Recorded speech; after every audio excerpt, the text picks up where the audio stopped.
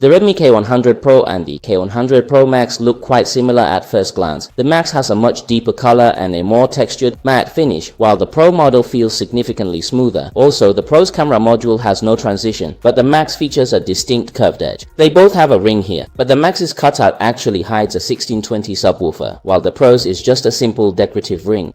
I personally feel the IQOO Neo 11 Ultimate looks decent, but the IQOO 15T is honestly rather unattractive, though that is just a matter of personal taste. If you look at their AnTuTu benchmark scores, you will see they are quite close. Furthermore, the Geekbench 6 CPU performance scores are also remarkably similar. This is the Geekbench 6 GPU section. The Snapdragon 8 Elite Gen 5V series in the Redmi K100 Pro is noticeably lower. The IQOO Neo 11 Ultimate is 6.83 inches, the IQOO 15T is 6.82 inches, and the Redmi K100 Pro is a bit smaller at 6.59 inches. The K100 Pro Max is 6.9 inches. Here are their resolutions. Since both Redmi screens use an independent RGB arrangement, every pixel has its own complete red, green, and blue subpixels. They don't need to borrow from neighboring pixels for color compensation, so there's no shared loss. Because of this, the actual PPI for all four screens is about the same, right around 410.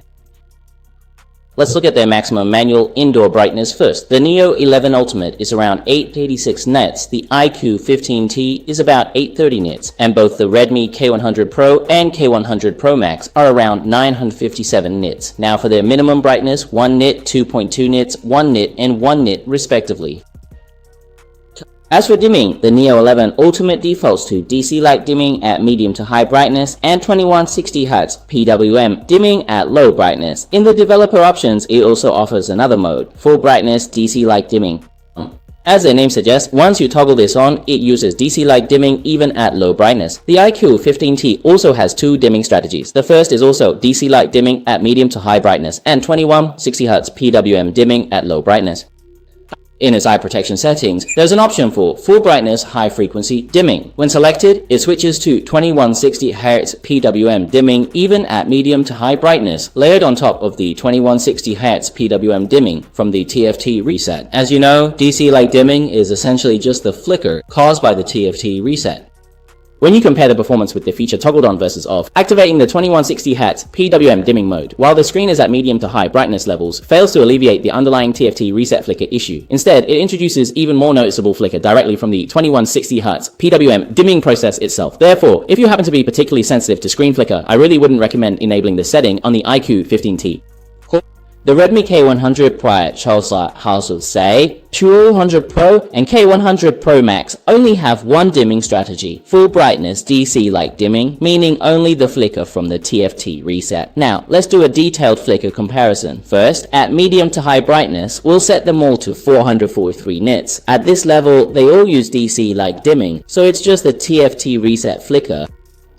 The darkness of the black bars reflects the depth of the fluctuations. You can see the Neo 11 Ultimate, K100 Pro, and K100 Pro Max have similar bar intensity. The IQOO 15T's bars are noticeably darker than the others, meaning its flicker has a greater fluctuation depth. With the same duty cycle and frequency, its flicker performance would be worse. Now let us take a moment to compare the screen flicker performance at medium to low brightness levels by setting all of these devices to a uniform 66 nits. In this scenario, the IQOO Neo 11 Ultimate and both of the Redmi K100 models utilize the form of DC light dimming, which exhibits only the standard TFT reset flicker. Conversely, the IQOO 15T employs a 2160Hz PWM dimming method that is layered directly on top of the base TFT reset. You can see that the TFT reset section is quite similar for the Neo 11 Ultimate and the K100 Pro Max, but the IQOO 15T is noticeably darker with a much higher fluctuation depth. Additionally, the IQOO 15T displays flicker from the 2160Hz PWM dimming, which the other three models do not have. Finally, let's examine how they look when viewed from an angle to check for color shift. I'm just a production line worker. Feel free to discuss in the comments. Bye bye.